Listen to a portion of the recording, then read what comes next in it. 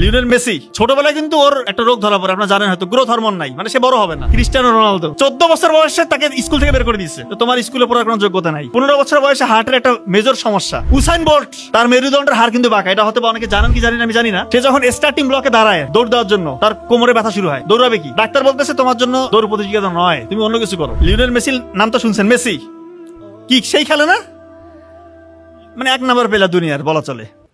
তো ছোটবেলায় কিন্তু ওর একটা রোগ ধরা পড়ে, আপনারা জানেন হয়তো, গ্রোথ হরমোন নাই, মানে সে বড় হবে না। ওরকম ওই হরমোনের যদি তাকে দেওয়া না হইতে বাইরে থাকে, তার কিন্তু খেলার কোনো সুযোগই ছিল না। তো যাই হোক, ভাগ্যক্রমে বার্সেলোনার চোখ তার উপর পড়ছে, ওইখান থেকে তুলে নিয়ে যেয়ে চিকিৎসা করছে। কিন্তু তারপরও বিশ্বের মধ্যে 1 নম্বর প্লেয়ার হবে এইটা কিন্তু হওয়া সম্ভব হয়েছিল না। কিন্তু পরিশ্রম, এমন পরিশ্রম করছে, দেখেন কোন জায়গায় গেছে। আরেকজন কথা বলি, ক্রিস্টিয়ানো রোনালদো, ওরও অনেক ভক্তকুল আছে।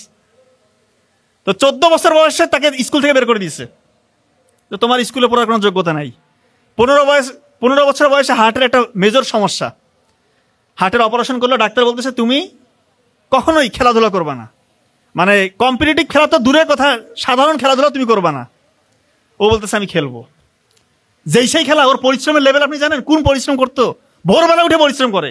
এমনি দুনিয়ার 1 নম্বর প্লেয়ার, 1-2 নম্বরের মতো সেও তাস, 40 বছর বয়স ছুঁই এখনো খেলতেছে। কবে যে থামবে আল্লাহ ভালো জানে। তো যে পরিশ্রম করবে তাকে কিন্তু আল্লাহ তাআলা অবশ্যই পথ দেখাবে।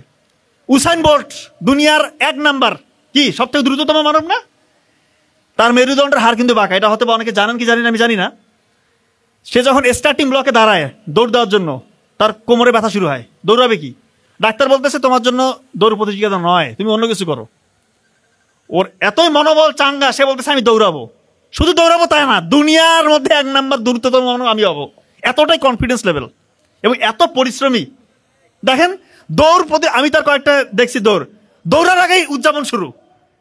দৌড় মানে প্রতিযোগিতা শুরু হয়েছে তার আগেই উদযাপন। অন্যরা তো এমনি ভয় পেয়ে যাবে, কি রে ভাই, প্রতিযোগিতা শুরুর আগে উদযাপন। এবং আসলে সে প্রতিটা প্রতিযোগিতায় ফার্স্ট হয়ে যায়।